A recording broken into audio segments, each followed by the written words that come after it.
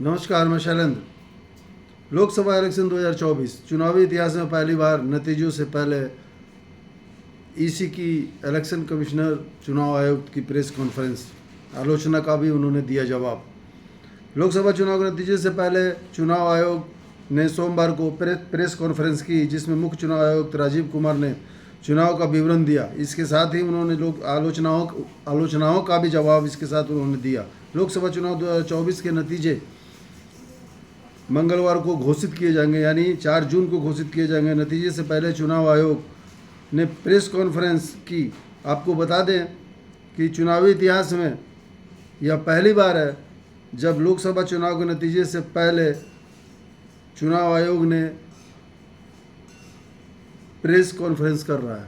चुनाव आयोग press conference कर रहा है, ये आज तक के चुनावी इतिहास में पहली बार है। 4 जून को यानी कल लोकसभा चुनाव के नतीजे आ जाएंगे।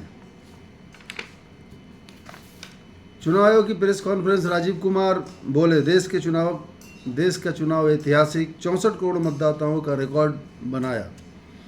सीईसी राजीव कुमार ने कहा कि चुनाव कर्मियों के सावधानीपूर्वक और सतर्कतापूर्वक किए गए काम की वजह से हमने कम पुनर्मतदान सुनिश्चित किए।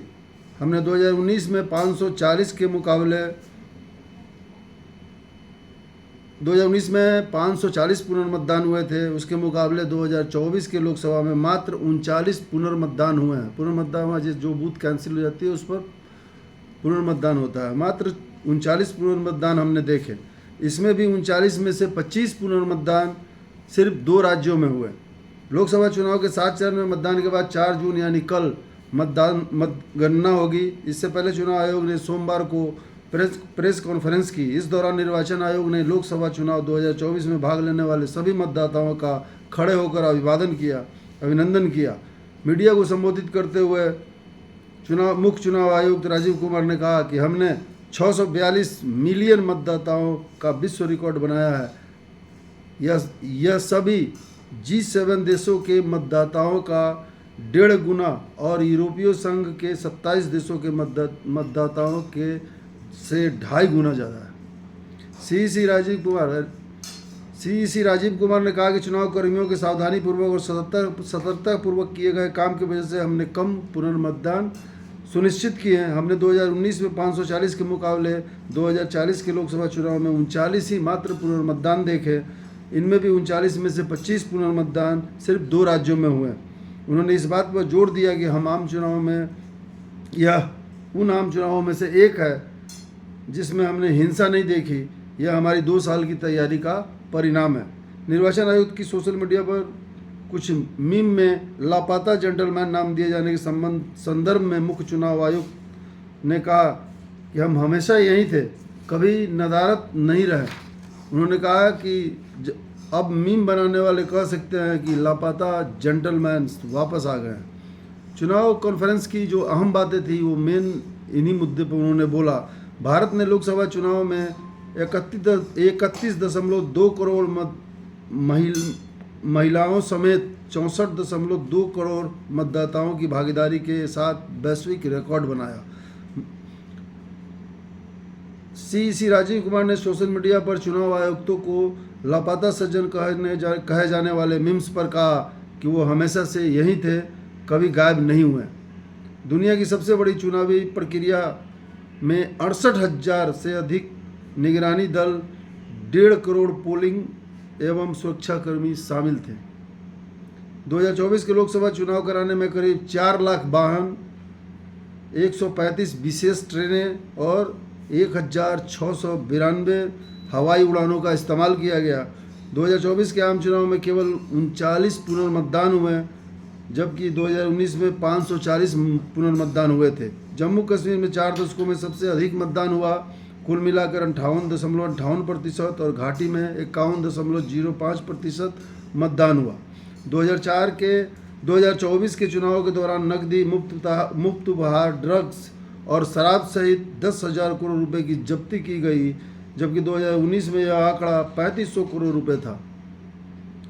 आम चुनाव के दौरान आचार संहिता उल्लंघन की 495 शिकायतों में से 90% से अधिक का निपटारा हमने कर दिया। चुनाव प्रक्रिया को सुचारू बनाने के लिए चुनाव आयोग ने शीर्ष नेताओं को नोटिस जारी किए, कई के खिलाफ एफआईआर दर्ज की गई और शीर्ष अधिकारियों का तबादला किया गया। आचार संहिता के दौरान सभी विकास कार्य रुक जाते थे। चुनाव आयोग ने 95-98% परियोजनाओं में आवेदन के 48 घंटे भीतर अनुमति दी। चुनाव खत्म होने पर प्रेस कॉन्फ्रेंस बुलाई गई। यह शायद पहली बार है जब चुनाव आयोग ने चुनाव खत्म होने के बाद प्रेस कॉन्फ्रेंस बुलाई है। 19 अप्रैल को शुरू हुए 7 चरणों का चुनाव 1 जून को खत्म हुआ। 2019 के संसदीय चुनाव तक उपचुनाव आयुक्त प्रत्येक चरण के मतदान के बाद मीडिया ब्रीफिंग करते थे, लेकिन उसके बाद यह प्रथा खत्म कर दी गई। इससे पहले रविवार को चुनाव आयोग ने कांग्रेस महासचिव जयराम रमेश से उनके आरोपों पर तथ्यात्मक जानकारी और विवरण मांगा था। रमेश ने अपने एक एक्स पोस्ट पर लिखा था, एक्स यानी पूर्व ट्विटर पोस्ट पर आरोप लगाया था कि मतगणना से कुछ दिन पहले केंद्रीय गृह मंत्री अमित शाह द्वारा 150 जिला अधिकारियों को फ़ोन कॉल किए गए थे। आयोग ने आगे की जरूरी कार्रवाई के लिए रमेश से 2 जून की शाम तक जवाब मांगा था। 7 चरणों की मतदान प्रक्रिया शनिवार को समाप्त हुई। लोकसभा चुनाव के लिए 19 अप्रैल को शुरू हुई 7 चरणों की मतदान प्रक्रिया शनिवार शाम यानी कि 1 जून को समाप्त हो गई।